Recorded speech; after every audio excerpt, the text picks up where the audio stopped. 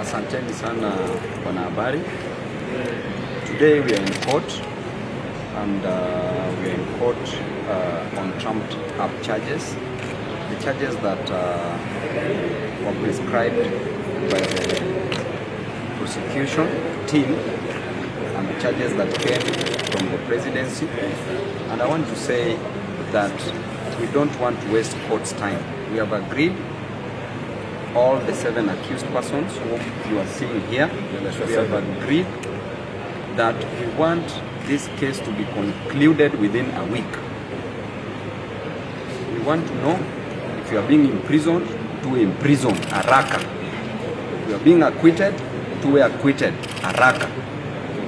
We don't want this idea of wasting court's precious time, wasting the court process, wasting the public money on these matters. There are so many issues within the judiciary that should be determined promptly. This is not one of them. So we want this case either be withdrawn very fast. You must conclude it within a week. The witnesses are all there, are all police officers. Kujeni kotini haraka, mseme ni nini tulikosa. Kama mmepata tuko na shida, ufungwe haraka haraka, tutaki mchezo. Kama mkipata kuna shida, pia tuachiliwe haraka na msituzoee. Hii mambo ya handshake, hii mambo yenye president ana madharau, anaongea vibaya venye anapenda. If you are a president, behave presidential. Do not behave like any other bystander or like a person in the village. You must behave presidential. Remember, Kenya does not belong to you. You are just but a custodian of Kenyans' interest. You are holding power on behalf of Kenyans. Therefore, you must be presidential, not behaving like a village person. You must respect that office. Hii maneno ya kuthrow maneno mara tutafanya nini, simfanyi. Kwani nini? Tumeona worst leaders and worst dictators. Msituzoee bwana. My name is Chacha from K24. This appears to be a political case, and now that both sides have come on the table, they want to talk about what has been transpiring in the country. Do you think it's in bad faith that we're still having this court in case? You know, Chacha, this case is very political. And this case, we were all arrested to ensure that we don't attend the maandamano that was scheduled for 3 days. That was on a Wednesday, Thursday, and Friday. And it is in good faith and spirit that these cases must be dropped. And we are not begging you to drop them. If you don't want to drop them, prosecute them. You think we care? Those jails, those prisons are meant for human beings like us. So we will not beg you to drop these cases. You must drop them, or the cases must end within a week. I've seen the chief prosecutor of ICC last week. He was in Kenya, and I've seen a video of you condemning this coming. What do you think he has come to do apart from the invitation from the Kenya Embassy? You know, you cannot give a hyena a proposal to write on how to keep the goats. The hyena will write the proposal on how to eat the goats. The chief prosecutor at ICC, Karim Khan, was representing Ruto, or rather provided legal representation to Ruto in the last ICC case. How can he be the same person to come do investigation and prosecute matters, crimes against humanity? That is pure conflict of interest that amounts to what we call professional misconduct.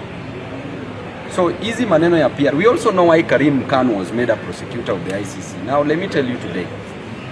You know, when Kenya was still sitting at the Security Council, these people, what I always say, the long con, these people had already planned.